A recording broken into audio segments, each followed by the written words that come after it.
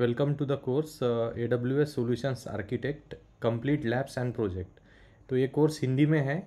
तो इस कोर्स में हम क्लाउड कंप्यूटिंग के बारे में डिस्कस करने वाले हैं। साथ में AWS क्लाउड क्या है इसके बारे में जानेंगे। तो बेसिकली हम स्टार्ट करते हैं अभी। क्लाउड कंप्यूटिंग क्या है, इसका डेफिनेशन क्या है, तो इसको हम समझने की कोशिश करते हैं। तो यहाँ पे मैंने जैसे कि लिखा है, the term cloud refers to a network और a internet. It is a technology that uses the remote servers to store, manage and access the data online rather than a local drives. तो locally इसको access ना करते हुए हम जब internet से इन technologies को अगर एक्सेस करते हैं ना, तो इसी को ही क्लाउड कंप्यूटिंग बोला जाता है। और क्लाउड कंप्यूटिंग की बहुत सारी डेफिनेशंस है। एक और यहाँ पे लिखा है, cloud computing is a on demand internet based computing.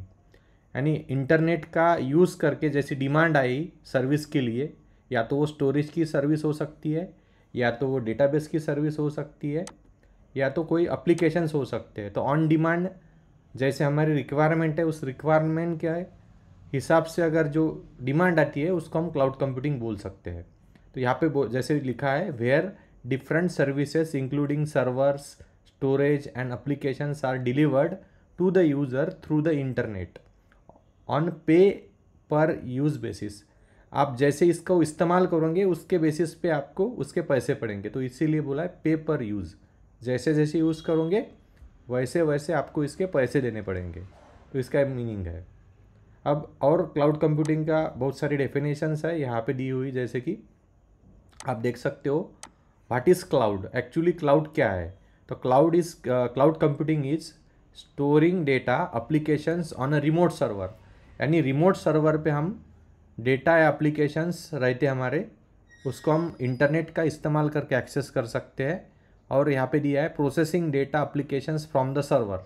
Server से हम डेटा को प्रोसेस करवाते हैं या एप्लीकेशन चलाते हैं सर्वर से, तो उसको भी हम क्लाउड कंप्यूटिंग के दायरे में रखते हैं। और यहाँ पे दिया है third thing, accessing data application via the internet. अगर मैं इंटरनेट का इस्तेमाल करके इन एप्लीकेशंस को एक्सेस कर रहा हूँ तो that is under cloud computing. तो ये क्लाउड कंप्यूटिंग की एक बेसिक सी डेफिनेशन है। तो क्लाउड कंप्यूटिंग के पहले क्या था एक्चुअली, हम उसके बारे में जानने की कोशिश करेंगे। तो बिफोर क्लाउड कंप्यूटिंग क्या था, ठीक है। तो यहाँ पे जैसे दिया है, suppose you want to host a website. एक क्लाउड कंप्यूटिंग के बिफोर का इरा मैं बता रहा हूँ। Suppose you want to host a website, these are the following things that you would need to do. आपको क्या करना पड़ता था अगर आपको वेबसाइट होस्ट करनी थी पहले के टाइम में, जब क्लाउड कंप्यूटिंग का इतना नाम नहीं था। तो उस टाइम आपको स्टैक ऑफ सर्वर को बाय करना पड़ता था। सर्वर्स को बाय करो, उसके बाद बोला यहाँ पे मॉनिटरिंग एंड मेंटेनेंस करो सर्वर का। और ये सारे करते हुए आप क्या करते थे, सर्वर को डिप्लॉय करते थे। तो सर्वर अगर आपके सर्वर पे अगर हाई ट्रैफिक आता था तो वो प्रॉब्लम सी क्रिएट हो जाती थी। तो जब क्लाउड कंप्यूटिंग नहीं था तो ये मैनुअल प्रोसेस थी। सर्वर को परचेस करो, डेटा सेंटर में रखो, डेटा सेंटर बनाओ। और अगर आपके वेबसाइट को ज़्यादा डिमांड है तो आपके वेबसाइट को हाई ट्रैफिक का सामना करना पड़ता था, यानी मोर सर्वर आपको लगते थे। तो आप फिर से बाय करते थे सर्वर, फिर से उसको डिप्लॉय करते थे। तो ये प्रोसेस क्या थी, ये प्रोसेस हेक्टिक प्रोसेस थी। तो ये बिफोर क्लाउड कंप्यूटिंग के का यहाँ पे मैंने सिनारियो आपके सामने रखा है, ठीक है। और कुछ नेक्स्ट स्लाइड में हम देखते हैं। तो डिसएडवांटेजेस क्या थे इसके। तो जैसे कि हम बोल सकते हैं, if you consider cost then setup is expensive. Setup बहुत ज़्यादा एक्सपेंसिव था इसका, ठीक है। Trouble shooting problems can be tedious and may conflict with your business goal. Trouble shooting यानी सर्वर में कुछ प्रॉब्लम्स आया, जो आपने परचेस किए ना सर्वर्स, जो हार्डवेयर आपने परचेस किया उसमें अगर कुछ कॉन्फ्लिक्ट आया तो आपका बिजनेस गोल्स सेटिस्फाई नहीं होते थे। यानी आपका सर्वर में कुछ प्रॉब्लम आई, दिक्कत आई और सर्वर बंद पड़ गया, ठीक है। तो इस टाइम में क्या होता था, बिजनेस आपका जो जैसे चलना चाहिए था वेबसाइट वैसे चलेंगे ना, तो डेफिनेटली बिजनेस के ऊपर आपका उसका बिजनेस के ऊपर प्रॉब्लम्स आएंगे। तो ये एक था। Since the traffic is varying your servers will idle most of the time. अगर आपके सर्वर पे ट्रैफिक बहुत कम है, यानी कम है, तो आपको कम से कम सर्वर लगाने पड़ते थे। मीन्स आपका सर्वर का यूटिलाइजेशन कम होता था। तो इसका प्रॉब्लम क्या था, आपके सर्वर तो 24/7 शुरू रहते थे, चालू रहते थे। तो उसके वजह से क्या होता था, तो प्रॉब्लम ये क्रिएट होती थी कि सर्वर जो था ना वो अननेसेसरी चालू रहता था। यानी अननेसेसरी वो ऑन कंडीशन में रहता था and it will create a problem, इससे प्रॉब्लम क्रिएट होती थी। तो यहाँ पे जैसे बोला है since the traffic is varying, यानी कम ज़्यादा अगर आपके सर्वर पे ट्रैफिक आती है तो सर्वर क्या होता है, सर्वर कभी कभी आइडल कंडीशन में रहते थे, एक प्रॉब्लम था उस टाइम का, ठीक है। और यहाँ पे और बहुत सारी डेफिनेशंस दी है डिसएडवांटेज के सिवा। तो AWS ने इस क्लाउड को कैसे बेसिकली डिफाइन किया है इसको समझने की हम कोशिश करते हैं। तो AWS ने क्लाउड कंप्यूटिंग की डेफिनेशन ऐसे की है, cloud computing is the on demand delivery of the compute power database storage application and other IT resources via the internet. यानी इंटरनेट का इस्तेमाल करके अगर इन सर्विसेज को हम एक्सेस करते हैं with the help of internet, तो इसी को ही क्लाउड कंप्यूटिंग बोला जाता है, ऐसा AWS ने में बोला। और यहाँ पे इन्होंने लिखा pay as you go model pricing. तो इसका मीनिंग ये है जैसे आप सर्विस को यूज़ करेंगे ना उसके हिसाब से आपको पैसे देने पड़ेंगे। तो प्राइसिंग मॉडल क्या है, जैसे सर्विस आप यूज़ करोगे जितना टाइम यूज़ करेंगे उतना ही आपको पैसा देना है। तो इसी को भी बोला जाता है पे एज यू गो मॉडल। तो ये AWS की डेफिनेशंस है, ठीक है। तो वैसे तो बहुत सारी डेफिनेशंस है क्लाउड कंप्यूटिंग की, बट ये एक डेफिनेशन है। अब सबसे पहला क्वेश्चन मेरे दिमाग में आता है वाई क्लाउड कंप्यूटिंग। तो यहाँ पे आप देख लो, huge amount of digital data, बहुत ज़्यादा डिजिटल डेटा है आपके पास, है ना। तो उस डेटा को कैसे कहाँ रखोगे, आपकी हार्ड डिस्क इनसफिशेंट है ना, नहीं रख पाओगे। तो क्या करोगे आप, ये सारा आपका डेटा है, फॉर एग्जाम्पल वीडियोज है, ई-बुक्स है, तो आप स्टोरेज में इसको रख सकते हैं। तो that is the demand for the cloud computing. Why cloud computing, to manage the huge data, to manage the huge data, lot of data where I store it, running out of hard drive space। ये storage के बारे में बात किया है यहाँ पे, ठीक है। तो इसलिए क्लाउड कंप्यूटिंग का इम्पोर्टेंस ज़रूरी है। अब यहाँ पे दिया है देखो आप, solution more to the cloud. इसको अवॉइड करने के लिए क्या करना है, आपको क्लाउड के तरफ जाना है, देखो है ना, just move your data to the cloud. ये आपका जो बहुत सारा डेटा पड़ा है उसको क्या करो आप क्लाउड पे शिफ्ट करो, जैसे कि गूगल ड्राइव में होता है ना। गूगल ड्राइव क्या है, तो क्लाउड का स्टोरेज ही है एक तरह का, जो गूगल मेंटेन करता है, मैनेज करता है, ठीक है।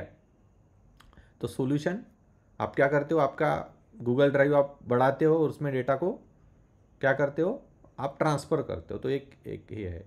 अब यहाँ पे डिफरेंस दिया है, ट्रेडिशनल होस्टिंग, अगर वेबसाइट का होस्टिंग करना है ट्रेडिशनल वे से किया तो क्या होगा, देखो यहाँ पे एक ही सर्वर है, एक ही डेटा सेंटर है, आपने मैनेज किया, आपने सर्वर्स परचेस किए और रिमोटली आप इसके साथ कनेक्टेड हो, है ना।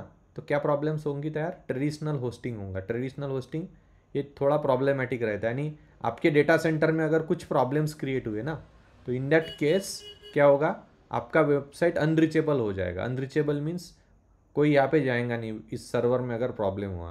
क्लाउड में ऐसा नहीं, क्लाउड में तो बहुत सारे सर्वर्स है, देखो क्लाउड में बहुत सारे सर्वर्स है, और ये बहुत सारे सर्वर्स क्या करते हैं, आप किसी को भी सर्व करने की इनकी ताकत है। यानी ये कोई भी सर्वर बन गिर गया, कुछ प्रॉब्लम्स हुआ, तो बाकी सर्वर हेल्प करते हैं। तो आपका वेबसाइट हमेशा के लिए क्या रहता है, ऑन कंडीशन में रहता है। यानी कभी भी आपको ऐसी दिक्कत नहीं आएंगी कि आपका सर्वर डाउन हो गया करके, क्योंकि सर्वर सर्विंग करने के लिए, सर्वर का बेसिकली काम क्या है, सर्विंग करना, है ना। तो यहाँ पे बहुत सारे सर्वर्स ऑलरेडी अवेलेबल है, तो ये पॉसिबल है क्लाउड कंप्यूटिंग से। तो यहाँ पे क्या दिया है, क्लाउड होस्टिंग सा ये बेनिफिट है, देखो आप, ठीक है। तो बेनिफिट्स भी इसके। अब यहाँ पे बोला है difference between on premises and cloud computing. On premises का मीनिंग क्या होता है, ऑन प्रीमाइसेस का मीनिंग होता है कि अभी मैंने बोला जो सर्वर आप एक जगह पे रखते हो, एक डेटा सेंटर बनाते हो खुद का, और उसमें आप सर्वर को डिप्लॉय करते हो, उसको बोला जाता है ऑन प्रीमाइसेस, है ना। जैसे किसी इंस्टीट्यूट का, जैसे किसी कंपनी का खुद का डेटा सेंटर है, उन्होंने क्या किया, वहाँ पे सर्वर लगाए और वो सर्वर चल रहे 24/7 और वो सर्व कर रहे हैं क्लाइंट्स को, कस्टमर को, ठीक है। तो उसको बोला जाता है ऑन प्रीमाइसेस। तो यहाँ पे देखो आप, हाइयर पे लेस स्केलेबिलिटी, इसका मीनिंग मैं अभी बताऊंगा आपको। और यहाँ पे देखो क्लाउड कंप्यूटिंग में क्या है, इस यहाँ पे बहुत ज़्यादा सर्वर्स है, ओशन ऑफ द सर्वर्स है, ओशन ऑफ द रिसोर्सेस है, और ये भी आपको सर्व कर रहे हैं, है ना। तो यहाँ पे क्या, यहाँ पे प्रॉब्लम, हम आपको कौन सी प्रॉब्लम्स ने यहाँ पे पता है, यहाँ पे क्लाउड कंप्यूटिंग में जो सर्वर्स है उन सर्वर को आपको परचेस नहीं करना होता है, सिर्फ आपको लीज पे लेना होता है, रेंट्स पे लेना होता है टाइम के हिसाब से। तो ये लेस हेक्टिक है। यहाँ पे क्या है, ये सारी रिस्पॉन्सिबिलिटी आपकी है। सर्वर को परचेस करो, सर्वर को मेंटेन करो, सर्वर के कुछ प्रॉब्लम्स आते हैं उनको सॉल्व करो। ये ऑन प्रीमाइसेस की प्रॉब्लम्स है। तो यहाँ पे बोला है पे हाई। इसका मीनिंग क्या है? पे हाई मीन्स ये सर्वर परचेस करने के लिए बहुत ज़्यादा रुपीज़ लगते हैं, मनी लगता है, तो पे हाई बोला है यहाँ पे। और लेस स्केलेबिलिटी बोला है। लेस स्केलेबिलिटी का मीनिंग क्या है कि आपका सर्वर आपको कम करना है या बढ़ाना है तो एक करना एकदम डिफ़िकल्ट है, थोड़ा सा बहुत टाइम निकल जाता है। यहाँ पे वैसे नहीं है क्लाउड कंप्यूटिंग में। अगर आपका वेबसाइट बहुत चल रहा है तो आपको सर्वर बढ़ाने पड़ेंगे। तो यहाँ पे ऑटोमेटिकली आप क्या कर सकते हो? स्केल अप कर सकते हो। क्या कर सकते हो? स्केल अप कर सकते हो। तो स्केल अप करोगे तो पैसे ज़्यादा लगेंगे, और स्केल डाउन करोगे तो पैसे कम लगेंगे। यानी सर्वर बढ़ाओगे तो यू हैव टू पे मोर, अगर सर्वर्स कम करोगे यू हैव टू पे लेस। बट यहाँ पे वैसा नहीं है। एक बार आपने परचेस कर दिया सर्वर तो आपको कंटिन्यूसली यूज़ करना है। अगर आपको यूज़ नहीं करना है तो आपको क्या करना पड़ेगा? टाइम लगेगा उसको डाउन करने के लिए। तो ये मॉडल में ये प्रॉब्लम्स है, ये इसके एडवांटेजेस है ना। यहाँ पे और क्या पॉइंट दिया है? Allot huge space of servers. Server रखने के लिए बहुत ज़्यादा जगह लगेगी, इसका अपन को क्या रखना पड़ेगा? ध्यान रखना पड़ेगा। बहुत ज़्यादा ज़्यादा जगह लगेगी और उस सर्वर को रखना, उसका रख रखाव, उसके बाकी खर्चे, है ना, इलेक्ट्रिसिटी के खर्चे, बहुत सारी चीज़ें आती है इसमें। यहाँ पे no server space is required, क्योंकि ये सर्वर कहाँ रखना ये AWS की रिस्पॉन्सिबिलिटी है, आपकी थोड़ी है। तो आपको इसके बारे में सोचने की ज़रूरत ही नहीं है।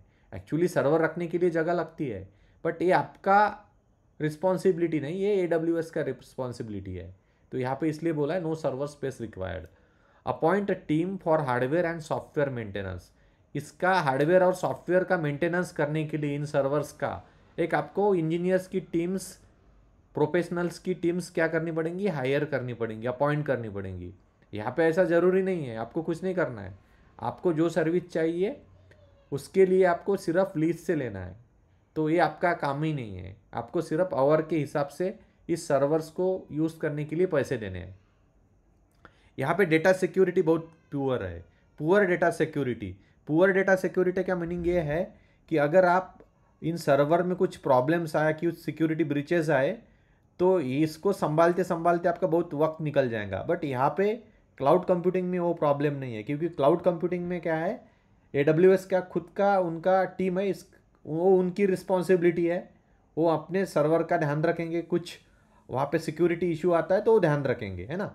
तो शेयर रिस्पॉन्सिबिलिटी मॉडल होता है, वो हमारा और क्लाउड के बीच में होता है। यानी क्लाउड की कौन सी सिक्योरिटी रिस्पॉन्सिबिलिटी है और हमारी कौन सी सिक्योरिटी की रिस्पॉन्सिबिलिटी है ना। तो ये यहाँ पे है। और यहाँ पे क्या बोला है? Less chance of data recovery. अगर यहाँ पे आपके डेटा में कुछ दिक्कत आ गई तो रिकवरी बहुत डिफ़िकल्ट है, बट यहाँ पे ऐसे नहीं है। अगर आपका डेटा करप्ट हुआ ना, उसका डेटा का कॉपी मेंटेन रहता है, तो डिजास्टर रिकवरी यहाँ पे बहुत अच्छे से पॉसिबल है।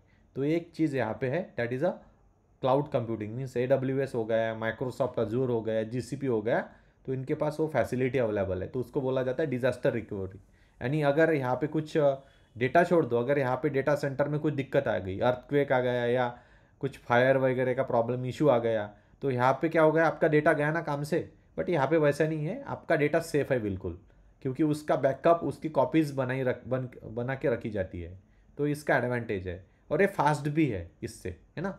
इनका नेटवर्क बहुत बड़ा है, इनके सर्वर लेटेस्ट है, सब हार्डवेयर कॉन्फ़िगरेशन लेटेस्ट है। तो इसके लिए ये बहुत बेटर चॉइस है अब आज के डेट में। तो एक ये और एक डिफरेंस है इसका। और क्या डिफरेंसेस है हम देखते हैं। Difference between on premises and cloud computing, lack of flexibility. Flexibility means क्या? यूज़ करने का जो तरीका है ना, बहुत ज़्यादा इसका हेक्टिक है, और इसका जो तरीका है यूज़ करने का फ्लेक्सिबल है, बिल्कुल फ्लेक्सिबल। यानी आप इजीली यूज़ करो, ज़्यादा दिक्कतें नहीं आएंगी। यहाँ पे हेक्टिक है, पूरा कॉन्फ़िगरेशन हेक्टिक है।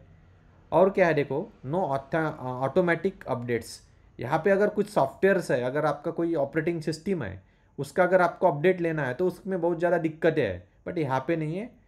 सॉफ्टवेयर के बारे में बोला जाए तो यहाँ पे बहुत प्रॉब्लम नहीं है, इजीली अपडेट आपको मिल जाएगा, ठीक है। लेस कोलैबोरेशन, कोलैबोरेशन इनका कम है। और teams can collaborate from the wide spread location. तो इसको कोलैबोरेट करना मीन्स इसमें डेवलपमेंट करना, इसमें बहुत सारी चीज़ें करना, है ना, उसको बोला जाता है कोलैबोरेशन। तो इसमें कोलैबोरेशन बहुत ज़्यादा है, बहुत बड़ी टीम है AWS की, या कोई क्लाउड कंप्यूटिंग सर्विस हमें प्रोवाइड करता है, उनकी बहुत बड़ी टीम है, तो उससे क्या होता है, इससे कोलैबोरेशन बहुत अच्छे से होता है यहाँ पे। तो कंट्रीब्यूट करने वाली बहुत बड़ी कम्युनिटी है। यहाँ पे ऐसा नहीं है, यहाँ पे क्या है, लिमिटेड लोग हैं ना, वो लिमिटेड लोग ही इसको मैनेज कर रहे हैं, तो कोलैबोरेशन बहुत कम है। और यहाँ पे और प्रॉब्लम है ना, data can not be access remotely. इस सर्वर को हम रिमोटली एक्सेस करने के लिए बहुत ज़्यादा डिफिकल्टीज है, प्रॉब्लम्स है ना। तो यह प्रॉब्लम क्लाउड पे नहीं है। अगर क्लाउड कंप्यूटिंग यूज़ करते हैं ना हम, तो ये प्रॉब्लम बिल्कुल नहीं है। क्लाउड रिमोटली इजीली हम एक्सेस कर सकते हैं। मुंबई का सर्वर बैठे बैठे हम एक्सेस कर सकते हैं, टोक्यो का सर्वर यहाँ बैठे बैठे हम एक्सेस कर सकते हैं। तो इसको एक्सेस करने के बहुत सारे लिमिटेशंस है। और क्या है देखो, टेक्स लॉन्गर इम्प्लीमेंटेशन टाइम। इसको अगर बनाना है, अपना खुद का डेटा सेंटर बनाना है, सर्वर रखने हैं, तो इसको बहुत ज़्यादा टाइम लगता है, लॉन्गर इम्प्लीमेंटेशन टाइम लगता है। और यहाँ का इम्प्लीमेंटेशन बहुत फास्ट होता है। एक और अच्छा डिफरेंस है ये, है ना। तो ऐसे डिफरेंसेस है क्लाउड कंप्यूटिंग के बारे में, ऑन प्रीमाइसेस के बारे में। और क्लाउड कंप्यूटिंग प्रोवाइडर्स कौन कौन है, यहाँ पे देख सकते हो आप कौन कौन है। A company that provides a cloud based platform infrastructure application और storage services usually for fee लेते हैं इसका। ये popular cloud service provider, CSP means cloud service provider कौन कौन है, तो अमेजॉन वेब सर्विसेज है, माइक्रोसॉफ्ट अजूर है, गूगल क्लाउड है, IBM है। ये सारे लोग हमको ये सर्विसेज प्रोवाइड करते हैं, ठीक है। तो ये हो गया इसके बारे में।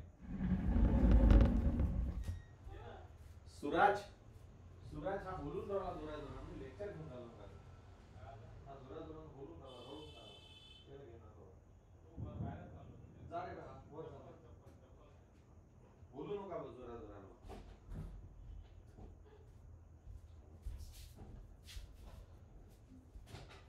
इथं नाही चप्पल तुझी पाहू।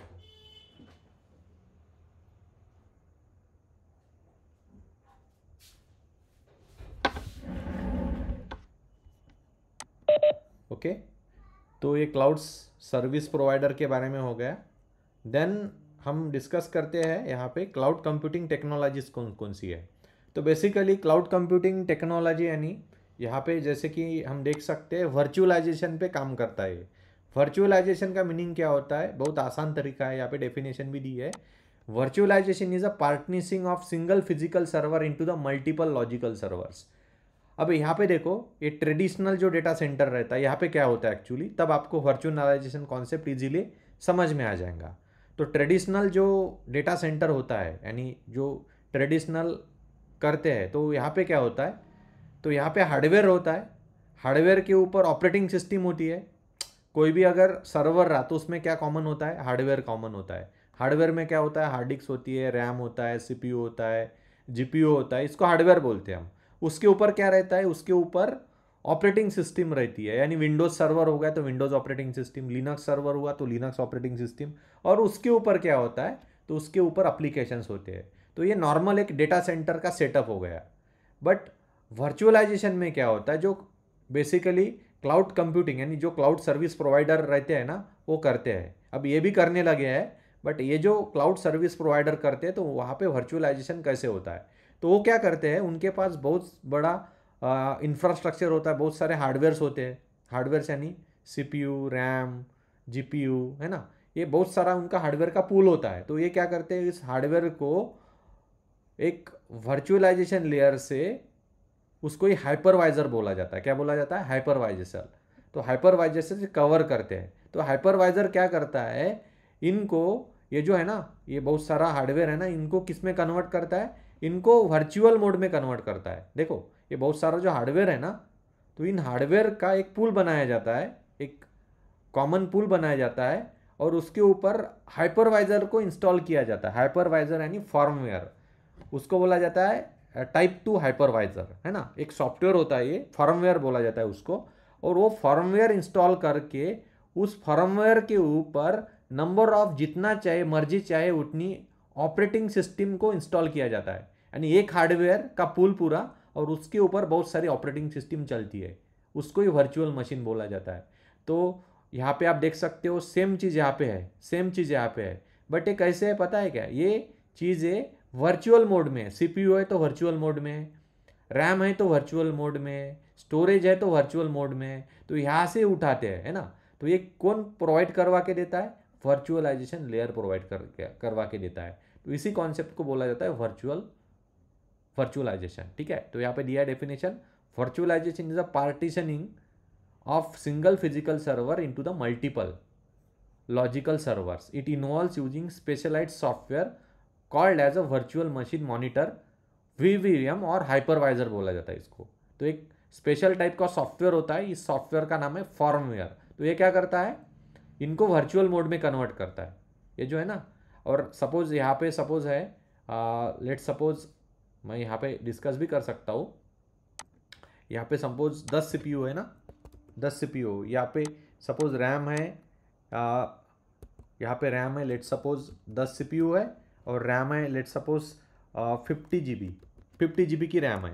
ठीक है, तो वर्चुअल मोड में इसको डिवाइड किया जाएगा। तो यहाँ पे CPU कितने दिया जाएगा वर्चुअली, यहाँ से उठा के यहाँ पे दिए जाएंगे। एग्जाम्पल के तौर पे मैं आपको बता रहा हूँ, यहाँ पे दिए जाएंगे 2 CPU, और यहाँ पे रैम कितनी दी जाएंगी, तो यहाँ पे वर्चुअल मोड में रैम दी जाएंगी लेट सपोज, रैम दी जाएंगी यहाँ पे लेट सपोज 50 GB है तो 8 GB रैम दी है यहाँ पे। ठीक है, और ये 2 CPUs और 8 GB रैम, तो कुल मिला के कितनी रैम बची अभी, 48 GB। तो इसको ऐसे डिस्ट्रीब्यूट किया जाएगा और हर एक इस पे एक ऑपरेटिंग सिस्टम चलाई जाएंगी, उसको बोलेंगे हम सर्वर, है ना। तो ऐसे नंबर ऑफ ऑपरेटिंग सिस्टम चलेंगे, तो इसी सर्वर्स को बोला जाता है वर्चुअल मशीन। ये वर्चुअल मशीन 1 बन गई, यहाँ पे वर्चुअल मशीन 2 बन गई, यहाँ पे और तीसरी वर्चुअल मशीन बनेगी, चौथी बनेगी, पांचवी बनेगी। तो जब तक जितना ये हार्डवेयर है, जितना इस हार्डवेयर की कैपेसिटी है, उतनी ऑपरेटिंग सिस्टम सिर्फ एक ही मशीन पे इंस्टॉल की जाएंगी। तो that is called as a virtualization. तो डेफिनेशन में सब चीज़ें क्लियर है ऑलरेडी। ठीक है, तो ये है इसका डेफिनेशन वर्चुअलाइजेशन का। अब यहाँ पे सबसे इंपॉर्टेंट पॉइंट जो है, पहलू है, that is on demand self service. Cloud computing resources can be provision without human intervention, यानी ह्यूमन की कोई ज़रूरत नहीं है इसको अगर प्रोविजन करना है, इसको अगर हमें क्रिएट करना है। Enables consumers to unilaterally provision computing capability needs. Example, इसका एग्जाम्पल्स दिए, server time and storage capacity as automatically. तो ऑन डिमांड ये सर्विस बढ़ेंगी, ऑन डिमांड ये कम होगी, है ना। तो ये यहाँ पे पॉसिबल है। ऑन डिमांड मीन्स जैसी रिक्वायरमेंट है उसके हिसाब से हम कम ज़्यादा कर सकते हैं, प्रोविजन कर सकते हैं विदाउट ह्यूमन इंटरवेंशन। तो यहाँ पे ये जो सर्विस है इसका डिमांड कैसे होता है, कोई भी सर्विस है उसको अगर मुझे देना है तो एपीआई के थ्रू देता है। एपीआई की रिक्वेस्ट जाती है, अगर हमें इंस्टी टू इंस्टेंस क्रिएट करना है तो कैसे जाएंगी रिक्वेस्ट, एपीआई के थ्रू जाएंगे। हम बोलेंगे T2 माइक्रो, ये बोलेंगे उसका हार्डवेयर कितना लगेगा, उसके बाद उसकी रैम कितनी लगी, एपीआई के थ्रू रिक्वेस्ट जाएंगी क्लाउड के पास। क्लाउड उसको वेरीफाई करेंगे अगर आपका अकाउंट प्रॉपर है और आपको रिजल्ट मिल जाएगा। तो ये सारी चीज़ें कैसे ऑटोमेटिक है, यानी यहाँ पे कोई बैठा नहीं है ये रिक्वेस्ट हैंडल करने के लिए। ये एपीआई के थ्रू जाएंगी, क्लाउड पे जाएंगी और वो रिक्वेस्ट एक्सेप्ट होंगी, और वैसा कॉन्फ़िगरेशन का मशीन आपको ऑनलाइन क्रिएट करके मिल जाएगा। तो ये ह्यूमन थोड़ी बना रहा है, यहाँ पे एपीआई की रिक्वेस्ट है। तो यही यहाँ पे बोला है on demand self service, automatically सारी चीज़ें होंगी। तो that is a benefit of, that is about the cloud computing. इसको बोला जाता है on demand self service. Okay, इसके अलावा क्या क्या है, तो यहाँ पे देखो आप, ब्रॉड नेटवर्क एक्सेस। इसका नेटवर्क एक्सेस बहुत बड़ा है नहीं, थ्रू आउट द वर्ल्ड है। आपको मैं बता सकता है AWS के जो डेटा सेंटर है ये थ्रू आउट द वर्ल्ड है। पैन पूरा कवर किया है, पूरा वर्ल्ड कवर किया है, सारे कॉन्टिनेंट कवर किए, तो इसका ब्रॉड नेटवर्क एक्सेस है। तो कहाँ से भी, कहीं से भी, कहीं भी हम कनेक्ट हो सकते हैं और कहीं भी सर्विस हम यूज़ कर सकते हैं। Computing capability are available over the network and access from broad range of client platform, desktop computer, laptop, mobile devices से हम यूज़ कर सकते हैं, कहीं से भी यूज़ कर सकते हैं, क्योंकि क्लाउड पूरा कॉन्टिनेंट्स, पूरे डिफरेंट कॉन्टिनेंट्स है, रीजन्स है वर्ल्ड में, वहाँ पे फैला हुआ है, तो हम कहीं से भी इसको एक्सेस कर सकते हैं। तो इसका एक एडवांटेज है। उसके बाद रिसोर्स पूलिंग का मीनिंग क्या होता है, क्लाउड में जो भी है उनको क्या करके रखा है, पूल करके रखा है, यानी इकट्ठा करके रखा है।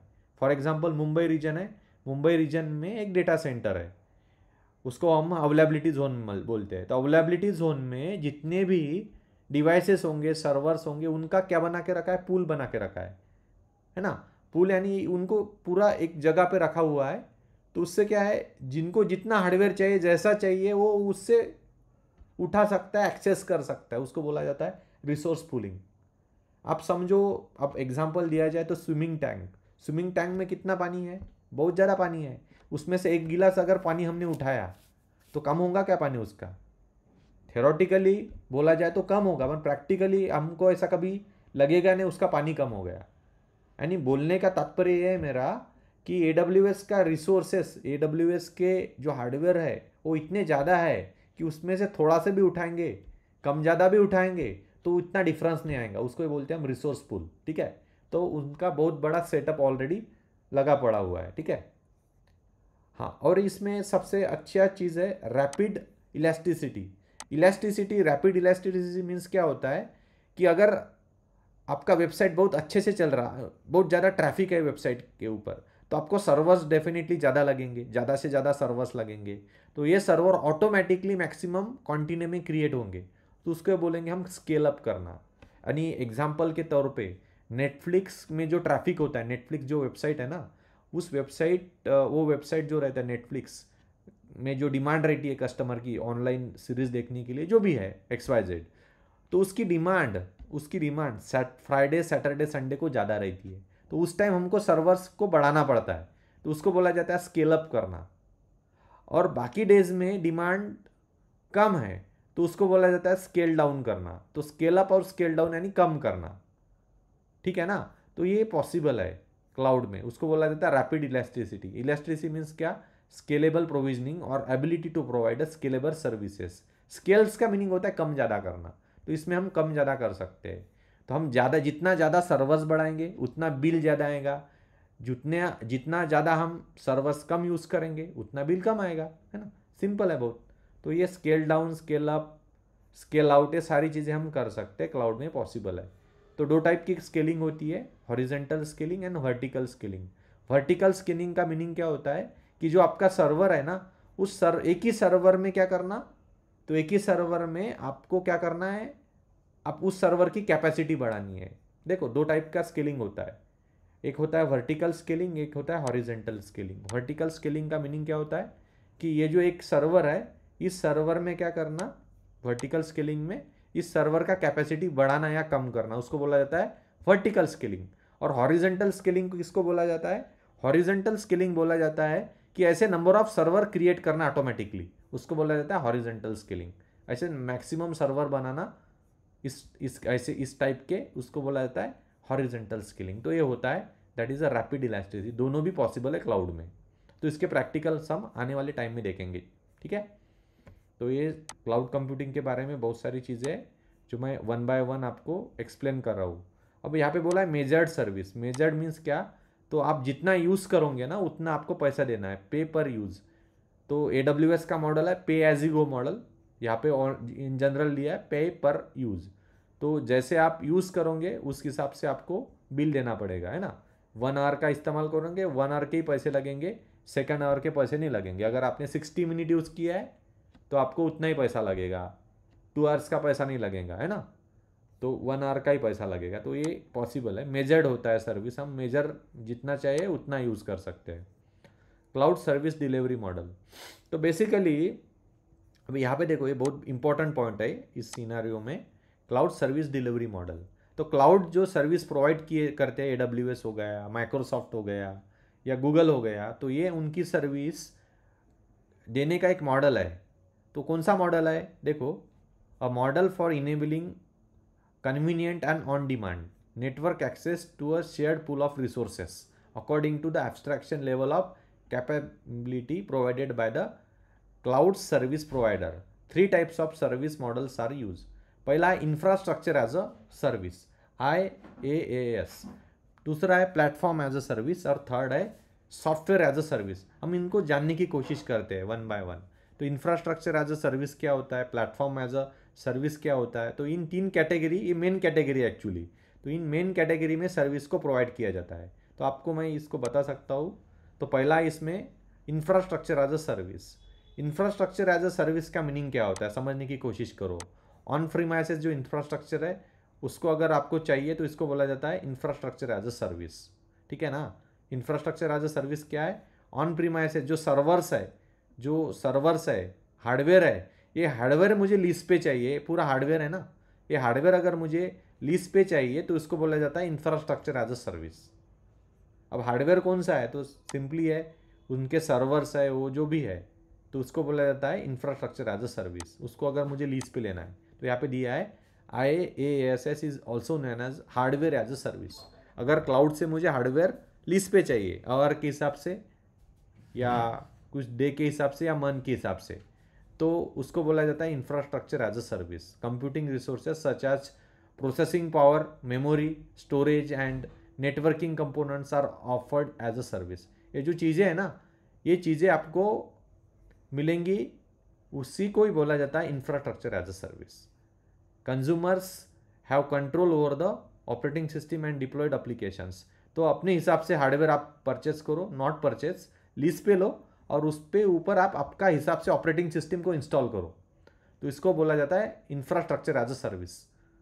देखो यहाँ पे highly flexible, highly scalable, accessible bye multiple user, cost effective. तो ये पूरे इसके एडवांटेजेस है।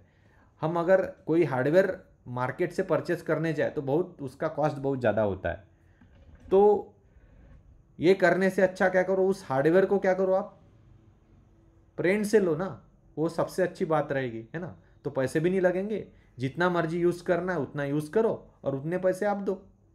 तो that is a infrastructure as a service, यानी hardware as a service. Who uses business who are looking for the cutting cost on IT infrastructure. तो कोई भी अगर बिजनेस है, उनको अगर हार्डवेयर परचेस नहीं करना है, उनको हार्डवेयर नहीं परचेस करना है, तो वो क्या करेंगे, सिंपली इस हार्डवेयर को क्या करेंगे, लीज पे लेंगे। तो वो सर्विस है, उसको ही बोला जाता है इंफ्रास्ट्रक्चर एज अ सर्विस। हम इसको ही कंटिन्यू करेंगे। अब EC2 जो सर्विस है ना AWS की, तो वो इंफ्रास्ट्रक्चर एज अ सर्विस है। माइक्रोसॉफ्ट अजूर की भी सर्विस यहाँ पे मेंशन है ना। अब सेकंड सर्विस है, I hope it is clear to you. अगर आपको इंफ्रास्ट्रक्चर एज सर्विस क्लियर है तो हम सेकंड सर्विस देखते हैं, that is a platform as a service. A platform vendors provide hardware and software tools, computing platform. अब platform as a service यानी क्या होता है, तो अगर आपको कोई ऐप डिप्लॉय करना है, तो वो ऐप डिप्लॉय करने के लिए, टेस्ट करने के लिए, रन करने के लिए जो आपको एनवायरनमेंट लगता है, तो एनवायरनमेंट जो प्रोवाइड किया जाता है, जिस सर्विस में प्रोवाइड किया जाता है, तो उसको बोला जाता है प्लेटफॉर्म एज अ सर्विस। यहाँ पे आपको सिर्फ कोई आपका चीज़ है, इसको डिप्लॉय करना है, रन करना है, टेस्ट करना है, एप्लीकेशंस को मैनेज करना है, तो उसके लिए बैकएंड में जो लगेगा वो आपको क्लाउड दे देगा। वो आपकी रिस्पॉन्सिबिलिटी नहीं है एक्चुअली, वो क्लाउड देखते बैठेगा, आपका काम हो रहा ना। तो इसी टाइप की सर्विस को बोला जाता है प्लेटफॉर्म एज अ सर्विस। तो AWS में एक सर्विस है that is called as a lambda service. उस सर्विस में क्या करते हैं, हम पाइथन को डिप्लॉय कर सकते हैं। बहुत सारी लैंग्वेजेस है, उन लैंग्वेजेस को हम डायरेक्टली रन कर सकते हैं without knowing it's platform, means without knowing उसके बैकएंड में क्या है। हमको कोई लेना देना नहीं है, जाओ वहाँ पे पाइथन का कोड रखो या किसी लैंग्वेज का जावा का कोड रखो, उसको रन करो, टेस्ट करो, जो भी करना है वो करो। आपको बाकी चीज़ों के बारे में कोई भी सोचने की ज़रूरत ही नहीं है। सिर्फ आपका कोड है, वहाँ पे सेटिंग्स करो, जो भी है आपका कोड बिल्कुल एग्जीक्यूट हो जाएगा। तो उसी सर्विस को बोला जाता है प्लेटफॉर्म एज अ सर्विस। हम वहाँ पे ऑपरेटिंग सिस्टम कौन सी है इसके बारे में नहीं सोचते, हार्डवेयर कौन सा है इसके बारे में भी नहीं सोचते, हम सिर्फ हम कोड वहाँ पे रखते हैं, उसको एग्जीक्यूट करते हैं और बस हो गया। तो उस सर्विस को बोला जाता है प्लेटफॉर्म एज अ सर्विस। इसको हम कंटिन्यू करते हैं। यहाँ पे दिया है एग्जाम्पल AWS का EBS, इलास्टिक ब्लॉक स्टोरेज, यहाँ पे दिया है Google app engine, Microsoft Azzur, ये उनकी बहुत सारी सर्विसेज है। ठीक है, अब नेक्स्ट सर्विस है सॉफ्टवेयर एज अ सर्विस। अब आपको पता है फ्रेंड्स कि जो हम नेटफ्लिक्स देखते हैं ना, नेटफ्लिक्स बहुत सारे ऐप्स है, वो ऐप को हम यूज़ करते हैं ना डायरेक्टली। हम उस ऐप को कौन से हार्डवेयर में, कौन से ऑपरेटिंग सिस्टम पे चल रहा है, कैसे चल रहा है, इसको हमको लेन देन है कि बिल्कुल नहीं है। हम क्या करते हैं, सिर्फ सर्विसेज को एंजॉय करते हैं। तो इसी को ही बोला जाता है सॉफ्टवेयर एज अ सर्विस। यानी अगर आप स्मार्टफोन यूज़ कर रहे हो ना, उस स्मार्टफोन में ऐप्स चलती है अलग अलग, तो ऐप कहीं ना कहीं सर्वर से वो उसका कनेक्शन रहता है ना, तो वो ऐप कौन से सर्वर पे इंस्टॉल है, कहाँ से आ रहा है, कैसे चल रहा है ना, ये सारा सर्वर संभालता है। आपको इसमें सोचने की कोई ज़रूरत है कि बिल्कुल नहीं है ना। वो सर्वर का काम है, आप क्या करते हो, सिमलेसली उसको यूज़ करते हो। तो इसी सर्विस को बोला जाता है software as a service. Example बहुत सारे हैं, आपके मोबाइल फ़ोन में या आपके लैपटॉप में या आपका डेस्कटॉप होगा, पीसी होगा, उसमें जो भी ऐप्स है, उन्हीं ऐप्स का जो हम इस्तेमाल करते हैं उसको बोला जाता है सॉफ्टवेयर एज अ सर्विस। ये देखो आप, ऑफिस 365, एक्सेल हो गया, है ना, गूगल जीमेल हो गया, गूगल ड्राइव हो गया, पावर पॉइंट हो गया, इनको ही बोला जाता है सॉफ्टवेयर एज अ सर्विस।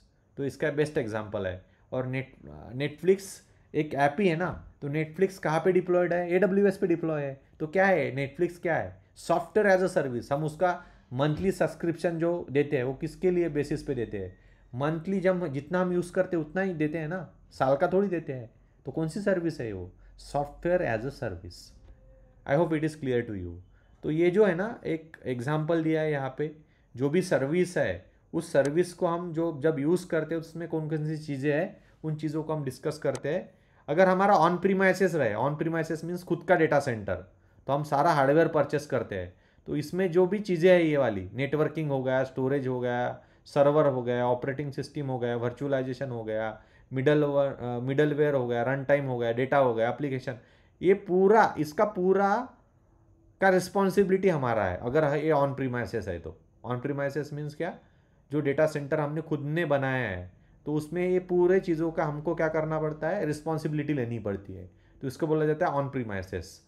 अगर हमने क्लाउड से ये सर्विस ली, है ना, यहाँ पे दिया है देखो आप, मैनेज बाय यू, देखो यहाँ पे मैनेज बाय यू दिया है। और यहाँ पे वैसा नहीं है, यहाँ पे क्या है, ये क्लाउड की सर्विस यहाँ से स्टोर प्रोवाइड की गई है, IaaS, PaaS and SaaS, infrastructure as a service, platform as a service, software as a service. यहाँ पे देखो आप, यहाँ पे इतना जो पार्ट है देख रहे हैं आप, इतना part, networking, storage, server, virtualization, ये जो रिस्पॉन्सिबिलिटी है ना, ये तीनों सर्विस AWS प्रोवाइड करता है। तो ये जो रिस्पॉन्सिबिलिटी है ना यहाँ पे, यहाँ तक की रिस्पॉन्सिबिलिटी ये AWS की है। ऑपरेटिंग सिस्टम कौन सी डालनी है, middleware, run time, data और एप्लीकेशन, ये आपकी रिस्पॉन्सिबिलिटी है। तो इसमें कुछ प्रॉब्लम्स आए तो AWS की रिस्पॉन्सिबिलिटी, बाकी आपकी रिस्पॉन्सिबिलिटी। इसको बोला जाता है इंफ्रास्ट्रक्चर एज अ सर्विस। अब प्लेटफॉर्म एज अ सर्विस देखो, तो यहाँ तक जो है networking, storage, server, virtualization, operating system, middleware, run time, ये जो है ना, ये AWS की रिस्पॉन्सिबिलिटी है, यानी क्लाउड सर्विस प्रोवाइडर की रिस्पॉन्सिबिलिटी है। और बाकी एप्लीकेशंस और डेटा ये आपको डेवलप करना, ये आपका काम है। तो लैम्बडा में डेटा और एप्लीकेशन जो हम चलाते हैं, तो that is a platform as a service. ये AWS का काम नहीं, ये आपका काम है, आपको कैसे चलाना है, कैसे रन करना है, कैसे डिप्लॉय करना है, आपका काम है। बट बाकी उसके बैकएंड में जितना भी चल रहा है ये पूरा AWS देखते बैठेगा, इसको आप इसके बारे में आपको सोचने की बिल्कुल ज़रूरत नहीं है। और लास्ट सर्विस है सॉफ्टवेयर एज अ सर्विस। तो सॉफ्टवेयर एज अ सर्विस में क्या है, ये सारा चीज़ है ना, ये सारा चीज़ AWS या क्लाउड सर्विस प्रोवाइडर देखते बैठेगा। सिर्फ आपको उस एप्लीकेशंस को एंजॉय करना है, यूज़ करना है, बस इतना काम आपका है, बाकी काम आपका है ही नहीं। तो इसी को बोला जाता है software as a service. I hope it is clear to you. Software as a service का एग्जाम्पल दिया मैंने, नेटफ्लिक्स का ऐप हो गया। नेटफ्लिक्स का ऐप जब आप यूज़ करते हो तो आप किसके बारे में सोचते हो क्या, networking, storage, server, operating system, run time, data, applications, नहीं, जस्ट आप सिमलेसली यूज़ करते हो उसको। गूगल ड्राइव यूज़ करते हो तो ये इसके बारे में सोचा ही नहीं जाता, सिर्फ आप क्या करते हो, यूज़ करते हो डायरेक्टली, है ना। तो सॉफ्टवेयर एज अ सर्विस। तो इसके अलावा ये तो तीन, बेसिकली 3 टाइप की सर्विस हो गई जो क्लाउड सर्विस प्रोवाइडर प्रोवाइड करते हैं। इसके अलावा भी बहुत सारी चीज़ें हैं, है ना। मैं क्या करता हूँ, इसका एग्जाम्पल आपको नॉन टेक्निकल वे से देने की कोशिश करता हूँ, नॉन टेक्निकल वे से। तो आप यहाँ पे देखो, अगर पिज़्ज़ा का एग्जाम्पल लिया जाए, अगर घर पे पिज़्ज़ा बनाना है तो रिस्पॉन्सिबिलिटी देखो कौन कौन सी है आपकी। घर घर पे पिज़्ज़ा बनाना means on premises, made at home. तो घर पे कैसे बनाओगे, डाइनिंग टेबल लगेगा, सोडा लगेगा, electric gas, oven, fire, pizza dough लगेगा, टोमेटो सॉस, टॉपिंग्स, चीज़, ये सारा आपको इसको मैनेज करना पड़ेगा, तब जाके पिज़्ज़ा बनेगा, है ना। तो ये कौन सा चीज़ है, ये made at home, traditional on premises. अगर आपने इंफ्रास्ट्रक्चर एज अ सर्विस इसके साथ इसको रिलेट किया, तो चीज़, टॉपिंग्स, टोमेटो सॉस और पिज़्ज़ा डो, ये आपको क्या करेंगे, ये आपको मिल जाएगा। और oven, fire, electric gas, soda, ये आपको क्या करना है, ये इसका जुगाड़ आपको करना है ना। तो that is called as infrastructure as a service. अगर इसको प्लेटफॉर्म एज अ सर्विस के साथ देखें तो ये कैसा है, देखो cheese, toppings, tomato sauce, pizza dough, fire oven, electric gas, ये सारी चीज़ें आपको कौन देगा, है ना, क्लाउड देगा, है ना। सिर्फ आपको क्या मैनेज करना है, सोडा और डाइनिंग टेबल, तो ये रिस्पॉन्सिबिलिटी आपकी है। बट अगर आप सॉफ्टवेयर एज अ सर्विस के तरफ जाते हो तो सारी चीज़ आपको कुछ भी मैनेज करना नहीं, डायरेक्टली पिज़्ज़ा को खाना है आपको, तो that is called as a software as a service. तो डाइन आउट बोला है यहाँ पे पूरा ये आपको एक एक चीज़ करनी है। तो infrastructure as a service, bake and take and bake, इसमें पिज़्ज़ा डिलीवर्ड, यहाँ पे dine out, direct pizza ready है, आप क्या करो, यूज़ करो, इस्तेमाल करो, ठीक है, एक्सेस करो। तो ये सारी सर्विसेज है। इसको और एक दूसरा एग्जांपल से भी रिलेट किया है, that example is related to travel की जो सर्विस होती है ना, तो ट्रैवल में यहाँ पे भी दिया है ना। तो अगर आपको कहीं प्लान करना है, जाना है कहीं, उसका प्लानिंग करना है, तो सारा आपको मैनेज करना पड़ेगा अगर आप खुद कर रहे हो। बट अगर आपने क्या किया, self guided travel by plan, bus train, तो इसमें इतना मैनेज आपको करना है, बाकी वेंडर करवा के देगा, वेंडर रिस्पॉन्सिबिलिटी। और अगर आपने प्लेटफॉर्म एज अ सर्विस लिया तो कस्टमर का इतना ही काम है, फूड का जुगाड़ उसको लेना पड़ेगा, साइट सीइंग उसको देखना पड़ेगा, कहाँ कौन सी लोकेशन देखने उसको, इसको डिसाइड, बाकी सारे सर्विसेज वेंडर्स रिस्पॉन्सिबल है उसके लिए। और सॉफ्टवेयर एज अ सर्विस, यहाँ पे देखो ये सारा कुछ भी करने की ज़रूरत नहीं है, डायरेक्टली एंजॉय करना है आपको, तो that is called as a software as a service. तो ये टोटल सर्विस मॉडल है। इसके अलावा मैंने जैसे कि बोला था, क्लाउड के बहुत सारे मॉडल्स है, उसके बारे में भी बोला जाता है। तो ये मॉडल्स ऐसे XaaS, everything as a service, cloud में पॉसिबल है। आपको जो मर्जी सर्विस चाहिए वो सारी सर्विसेज क्लाउड में पॉसिबल है, इसलिए यहाँ पे बोला है everything as a service, everything as a service, है ना। X stands for everything, so XaaS is a everything as a service, ठीक है। तो कौन कौन सी है इसमें, most common XaaS include software as a service, platform as a service, infrastructure as a service, storage as a service, disaster recovery as a service, communication as a service, network as a service, data as a service. तो ये सारे services है cloud की। अब ये जो cloud होता है ना, ये क्लाउड के टाइप्स होते हैं, कौन कौन से टाइप होते हैं हम देखेंगे। क्लाउड डेवलपमेंट मॉडल भी बोला जाता है, cloud computing development model is a model that describe, है ना, क्लाउड डिप्लॉयमेंट मॉडल है। ते कौन कौन से cloud deployment model, the cloud computing deployment model is a model that describes the environment where cloud applications and services can be installed in order to be available to the consumers. The deployment environment means the physical location, the infrastructure facilities, the platform constraints, as well as the anything that can be affect the access mechanisms of the deployment applications. तो यहाँ पे देखो friends, clouds के जो types है ना, वो types कैसे बनाए गए हैं यहाँ पे देख सकते हो आप। पब्लिक क्लाउड होता है, पब्लिक क्लाउड। दूसरा होता है private cloud, cloud deployment model है, क्लाउड को कैसे डिप्लॉय किया गया है इसके बारे में यहाँ पे जानकारी दी है। तो पब्लिक क्लाउड होता है, प्राइवेट क्लाउड होता है, हाइब्रिड क्लाउड होता है और कम्युनिटी क्लाउड होता है। हम इनको जानने की कोशिश करेंगे वन बाय वन। तो पब्लिक क्लाउड को कैसे तोला गया है, मेजर कैसे किया गया है और उसको कैसे ये डिफ्रेंशिएट किया गया है, मैं बताता आपको। पब्लिक क्लाउड मीन्स क्या होता है, इसको एग्जांपल है बस का दिया हुआ, ट्रांसपोर्टेशन सिस्टम। बस क्या है, पब्लिकली सभी के लिए एक्सेसिबल है, तो इसको बोला गया है पब्लिक क्लाउड। देखो बस का एग्जांपल दिया है यहाँ पे, एक्सेसिबल टू एवरीवन, कोई भी इसको इस्तेमाल कर सकता है, तो that is a public cloud. अब प्राइवेट क्लाउड मीन्स क्या है, तो प्राइवेट क्लाउड इज क्या है, खुद की ओन कार, है ना। खुद की car means private cloud, means इसको कोई भी एक्सेस नहीं कर सकता, सिर्फ जो कार का ओनर है उसको ही वही उसको एक्सेस कर सकता है, तो उसको बोला जाता है प्राइवेट क्लाउड। और हाइब्रिड क्लाउड मीन्स क्या होता है, टैक्सी, टैक्सी कोई भी एक्सेस कर सकता है, बट जिसने उसको रेंट किया है वही एक्सेस करेंगे ना, कोई भी थोड़ी एक्सेस कर सकेगा, तो जिसने रेंट पे लिया है वही एक्सेस करेगा। हालांकि ये पब्लिक में आता है, ये प्राइवेट में भी आता है, दोनों मोड में चलता है टैक्सी, प्राइवेट में भी चलता है, पब्लिक में भी चलता है। पब्लिक में कब चलेगा, कोई भी रेंट पे ले सकता है, और प्राइवेट में कैसे चलेगा, अगर कोई इसको रेंट पे लेगा तो वही यूज़ करेगा और कोई यूज़ नहीं करेगा। That is example of hybrid cloud. तो पब्लिक क्लाउड का एग्जाम्पल क्या, हम जो AWS यूज़ करते हैं ना, AWS is belongs to the public cloud, AWS कौन सा क्लाउड सर्विस है? पब्लिक, कोई भी उसको यूज़ कर सकता है, that is why public cloud. तो प्राइवेट क्लाउड जो है वो बहुत सारी कंपनीज का खुद का है, उन्होंने खुद के लिए बनाया है, तीसरा पर्सन यूज़ नहीं करेगा उसको, सिर्फ वो कंपनी यूज़ करेंगी। और हाइब्रिड क्लाउड मीन्स क्या? पब्लिक क्लाउड और प्राइवेट क्लाउड का कॉम्बिनेशन, उसको बोला जाता है हाइब्रिड क्लाउड।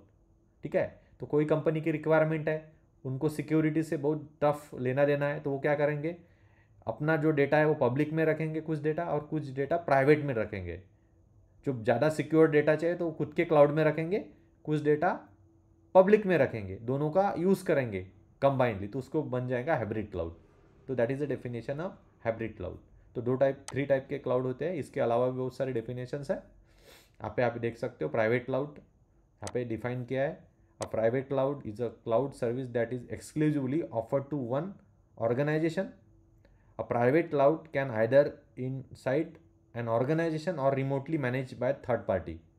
तो ऑर्गेनाइजेशन के अंदर हो सकता है या थर्ड पार्टी रिमोटली उसको क्या करती है, एक्सेस करती है। That is example of private cloud. ठीक है, तो ये कोई भी यूज़ नहीं करेंगे, वो कंपनी खुद यूज़ करेंगे अपने लिए, यानी ये AWS से नहीं यूज़ करेंगे, अपने लिए यूज़ करेंगे खुद के लिए। That is a private cloud. तो क्लाउड के बहुत सारे टाइप्स है, इसको कंटिन्यू करेंगे। A hosted private cloud is off premises instead of on premises, meaning the cloud servers are not physically located on the grounds of the organisation using them. जहाँ पे वो कंपनी है वहाँ पे नहीं है, ये कहीं भी हो सकते हैं, थर्ड पार्टी मैनेज करते हैं इसको। Internal private cloud is hosted on organization's own premises, कुछ ऑर्गेनाइजेशन के प्रीमाइसेस में रहते। तो I hope it is clear to you, that is called as a private cloud. Public cloud क्या है फिर? A public cloud or external cloud is a model in which the infrastructure facilities are provided by third party, the cloud providers. In public cloud environment, the resources are shared between multiple users who are also called as a tenants. So there is a multi-tenancy. Na? Public cloud is owned, managed and operated by the businesses, universities, government organizations or combinations of them. Example, Amazon Elastic Compute Cloud EC2 है ना, elastic compute cloud EC2 एक इसका example है public cloud का। Microsoft Azzur, IBM blue cloud, Google cloud, ये उनके examples है। Hybrid cloud मैंने अभी बताया आपको क्या है, तो दोनों का मिक्स है, प्राइवेट एंड पब्लिक का। हाइब्रिड क्लाउड के एग्जांपल कौन से? Online retailers needs more computing resources to run its web application during the holiday seasons. It may attend those resources via public clouds. तो कभी कभी क्या करेंगे, ऑनलाइन रिटेलर्स, उनका खुद का क्लाउड है, प्राइवेट है, बट इनका अगर इनसफिशिएंट है तो क्या करेंगे, कुछ ये AWS से लीज पे लेंगे कुछ टाइम के लिए, है ना, तो that is a hybrid cloud. या दूसरा केस हो सकता है, organization that wants to keep confidential information secured on their private cloud but make more general customer facing content on public cloud. तो क्या करते हैं, कस्टमर के लिए जो है वो पब्लिक के पे रखेंगे, पब्लिक क्लाउड पे रखेंगे, और अपना खुद का कॉन्फिडेंशियल डेटा है वो अपने खुद के डेटा सेंटर में रखेंगे, यानी उनके क्लाउड पे रखेंगे। तो that is called as a hybrid cloud. Example मैंने अभी दिया था। अब मल्टी क्लाउड क्या होता है, तो एक और टाइप है मल्टी क्लाउड। अब मल्टी क्लाउड डिप्लॉयमेंट क्या है, combined the multiple public clouds while the hybrid cloud combines a public cloud with a another type of environment। आप यहाँ पे देख सकते हो मल्टी क्लाउड में क्या होता है, AWS का क्लाउड है, अजूर का क्लाउड है, या कोई एक कंपनी है उसका खुद का क्लाउड है, प्राइवेट है, इनका जो मिक्सचर है इसको बोला जाता है मल्टी या हाइब्रिड क्लाउड। समझ गए? पब्लिक क्लाउड एक AWS है, एक अजूर है, और एक कंपनी है कोई भी XYZ, उसका खुद का प्राइवेट क्लाउड, इन तीनों का मिक्सचर एंड इससे ज़्यादा, है ना, तो इसको बोला जाता है मल्टी या हाइब्रिड क्लाउड। पब्लिक क्लाउड क्या है, इसको बोला जाता है मल्टी क्लाउड। मल्टी क्लाउड में क्या होता है, सिर्फ पब्लिक क्लाउड रहता है। हाइब्रिड क्लाउड में क्या रहता है, ये सारा का मिक्सचर रहता है। इसमें क्या रहता है, पब्लिक क्लाउड, एक AWS है, एक अजूर है, या एक GCP है, तो that is a multi cloud. ठीक है, तो that is a various cloud models. Community cloud है एक, community is a hybrid form of private cloud, है ना। In community cloud, a number of organizations which usually share some common goals or belonging to specific community build a shared cloud data centre that can be use by all the members. यानी कोई companies है, उन्होंने decide किया है कि उनका खुद का प्राइवेट क्लाउड क्या करना है, एक जगह पे लाना है, इन कोलैबोरेशन यूज़ करना है ना। कंपनी ए है फॉर एग्जांपल, कंपनी बी है, कंपनी ए का प्राइवेट क्लाउड है, कंपनी ए का प्राइवेट क्लाउड है, कंपनी बी का प्राइवेट क्लाउड है, ठीक है, कंपनी बी का प्राइवेट क्लाउड है, कंपनी सी का प्राइवेट क्लाउड है, कंपनी डी का प्राइवेट क्लाउड है, ऐसे कंपनीज का प्राइवेट क्लाउड है ना। तो इनको क्या करना है, उनका प्राइवेट क्लाउड को इन कोलैबोरेशन यूज़ करना है, एक जगह पे लाना है, यूज़ करना है। इसको ही बोला जाता है community cloud. I hope it is clear to you. सभी कंपनी ने डिसाइड किया है उनको उनके रिसोर्सेस क्या करना है, एक साथ यूज़ करने हैं, एक जगह पे यूज़ करने हैं, that is called as a community cloud. तो ये है community cloud. And then summary and deployment model. देखो यहाँ पे ये private cloud, community cloud, public cloud के प्रॉपर्टीज़ है यहाँ पे दिया हुआ है, और ये पीपीटी शेयर हो जाएंगी, है ना। तो ये पूरा चीज़ें दी है यहाँ पे। और एडवांटेजेस क्या है क्लाउड कंप्यूटिंग के, एक बार हम फिर से दोहराते हैं। तो क्या क्या एडवांटेज है, इजी इम्प्लीमेंटेशन, बहुत इजी इम्प्लीमेंटेशन है, एक्सेसिबिलिटी अच्छी है, नो हार्डवेयर रिक्वायर्ड, हार्डवेयर के बारे में सोचने की ज़्यादा ज़रूरत नहीं है, जैसा मर्जी चाहिए, जितना मर्जी चाहिए उतना हार्डवेयर अवेलेबल है। कॉस्ट सेव होता है क्योंकि हमको परचेस नहीं करना हार्डवेयर, हम क्या करते हैं उसको लीज पे लेते हैं, तो कॉस्ट बच जाती है हमारी परचेसिंग की। फ्लेक्सिबिलिटी, फ्लेक्सिबिलिटी बहुत अच्छी है ना। स्केलेबल है ये, इसलिए फ्लेक्सिबिलिटी है, हम उसको कम ज़्यादा हमारे नीड के हिसाब से क्या कर सकते हैं, एडजस्ट कर सकते हैं। स्पीड बहुत अच्छी है स्पीड है ये। बैकअप एंड रिस्टोर डेटा है इसमें, बैकअप भी ले सकते हैं, रिस्टोर भी कर सकते हैं डेटा को। आने वाले टाइम में हम जब लैब्स लेंगे ना, ये सारी चीज़ें हम कवर करेंगे। हमारा कोर्स जो है बेसिकली AWS का है, तो इसमें हम सारी चीज़ों को एक साथ कवर करेंगे। डिसएडवांटेज भी है इस क्लाउड कंप्यूटिंग में, तो कौन कौन से है, नो लॉन्गर कंट्रोल, कंपनी का जो AWS पब्लिक क्लाउड है, AWS है ना, उसका कंट्रोल है उसके डेटा पे, हमारा जो डेटा उसके कंट्रोल में आ गया ना डेटा, तो ये डिसएडवांटेज है। परफॉर्मेंस कैन वेरी, अब परफॉर्मेंस कई कई जगह पे हो सकता है, उसका इशू हो सकता है। इंटरनेट कनेक्टिविटी अगर ठीक ठाक नहीं है तो हम क्लाउड को एक्सेस नहीं कर पाएंगे प्रॉपरली। सिक्योरिटी की कुछ प्रॉब्लम्स हो सकती है कई जगह पे, है ना, तो सिक्योरिटी का बहुत ज़्यादा ध्यान रखना होता है। तो ये कुछ डिसएडवांटेजेस है। How does cloud computing work, cloud computing are divided into two section, front end and back end में डिवाइड होता है। क्लाउड कंप्यूटिंग दो चीज़ों में डिवाइड होता है, फ्रंट एंड में और बैक एंड में। तो the front end is side of computer और यूज़र क्लाइंट, जो यानी यूज़र है, जो यूज़र है उसको हम क्लाइंट बोलते हैं, जो उसको यूज़ करता है, तो that is a front end side. और बैक एंड क्या होता है, बैक एंड क्या होता है, cloud. Back end is called as the cloud, cloud होता है बैक एंड। तो ऐसा कुछ होता है, ये क्लाउड है for example, that is a back and, और ये यूज़र है, ये यूज़र उस क्लाउड को क्या कर रहा है, एक्सेस कर रहा। तो ये दो पहलू होते हैं, इसको बोला जाता है बैक एंड, इसको बोला जाता है फ्रंट एंड। तो ऐसे मैक्सिमम नंबर्स यूज़र्स हो सकते हैं ना। तो that is a cloud computing कैसा वर्क करते हैं इसके बारे में एक आइडिया बेसिक सी। तो आने वाले टाइम में हम इन लेक्चर्स, इन सेशंस, अपकमिंग सेशंस, हम पूरा उसका लैब्स लेंगे, और एग्जामिनेशन के प्रिपरेशन के हिसाब से हम लैब्स लेंगे। तो ओके, तो मिलते हैं नेक्स्ट सेशन में, उसमें हम नेक्स्ट टॉपिक डिस्कस करेंगे। Okay then.